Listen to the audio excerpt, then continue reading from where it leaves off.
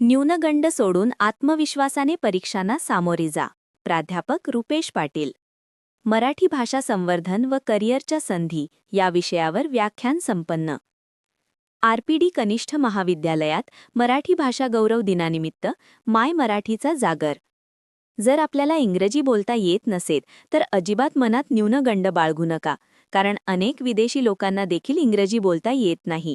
मात्र ते आपल्या बोलीभाषेचा अधिकाधिक वापर करून जीवनात यशस्वी होतात. म्हणून आपल्या शालेय जीवनात कोणत्याही गोष्टीचा न्यूनगंड न बाळगता आत्मविश्वासाने परीक्षांना सामोरे जा.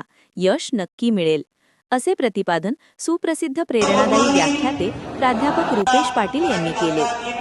शहरातील राणी पार्वतीदेवी हायस्कूल व ज्युनियर कॉलेज येथे मराठी भाषा दिनानिमित्त आयोजित मराठी भाषा संवर्धन आणि करिअरच्या संधी या विषयावर विशेष मार्गदर्शनपर कार्यक्रमात ते बोलत होते.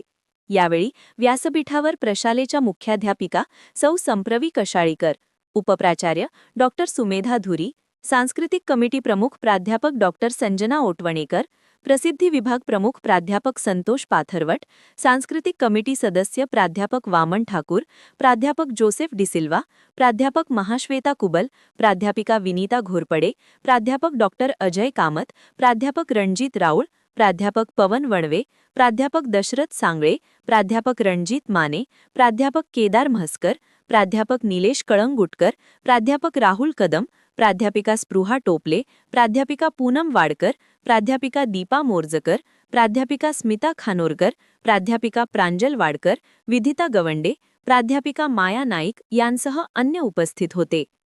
दरम्यान प्राध्यापक रुपेश पाटील आपल्या व्याख्यानात पुढे म्हणाले की भारतात 2011च्या जनगणनेनुसार तब्बल 19,500 पेक्षा अधिक मातृभाषा बोलल्या जातात.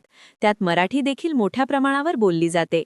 मराठी भाषेचे संवर्धन करणे काळाची गरज असून महाविद्यालयीन जीवनात मराठी भाषा घेऊन अनेक करिअरच्या संधी उपलब्ध आहेत. यात उच्च शिक्षण घेऊन नेट सेट सारख्या परीक्षा देऊन महाविद्यालयीन अर्थात विद्यापीठ स्तरावर प्राध्यापक म्हणून मानाची नोकरी मिळवता येते. तसेच विपुल व अभ्यासपूर्ण लेखन करून लेखक होऊ शकतो.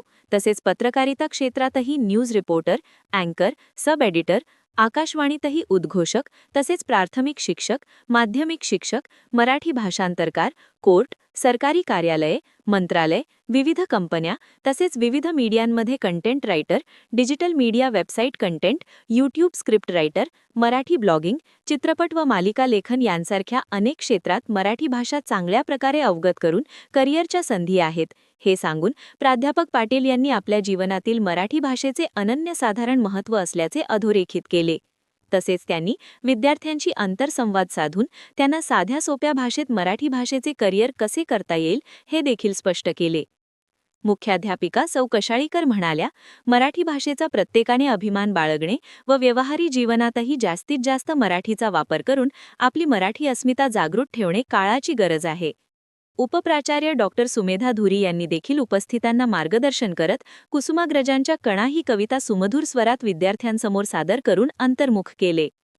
प्रारंभी मान्यवरांच्या हस्ते कुसुमाग्रज अर्थात विवा शिरवाडकर यांच्या प्रतिमेचे पूजन करण्यात आले.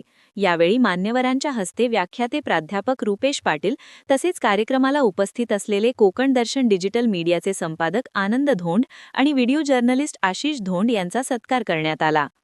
दरम्यान विद्यालयातील वेदिका रावळळ, सृष्टी जाधव, ऋतुजा लातिये, दिशा गावडे, तेजश्री कुंभार, ऋतिका पिकुळकर, खुशी साटेलकर, सायली गावडे, विभावरी परब, नीरजा जाधव यांनी सुमधुर स्वरात मराठी गीत तसेच गरजा महाराष्ट्र माझा हे राज्यगीत सादर करून उपस्थितांची वाहवा मिळवली. कुमारी रेश्मा संदेश पालव हिने मराठी भाषेची माहिती विशद करून उत्कृष्ट वक्तृत्व सादर केले.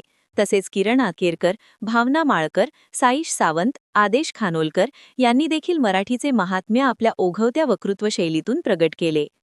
कार्यक्रमाचे प्रास्ताविक प्राध्यापक संतोष पाथरवट यांनी केले तर बहारदार सूत्रसंचालन प्राध्यापक मिलिंद कासार यांनी केले. शेवटी प्राध्यापिका प्रज्वला कुबल यांनी आभार प्रदर्शन केले व कार्यक्रम उत्साहात संपन्न झाल्याचे जाहीर केले.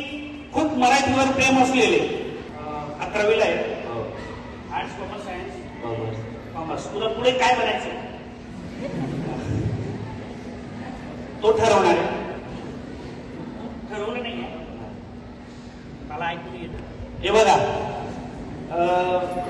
बस हे यशस्वी भाऊ केली आणि रेशमाने खंत व्यक्त केली. काय माहिती का, आम्ही शॉर्टकट म्हणतो GM GNT, 3G 4G 5G. आता कुठलंच जी आलंय 5G ना.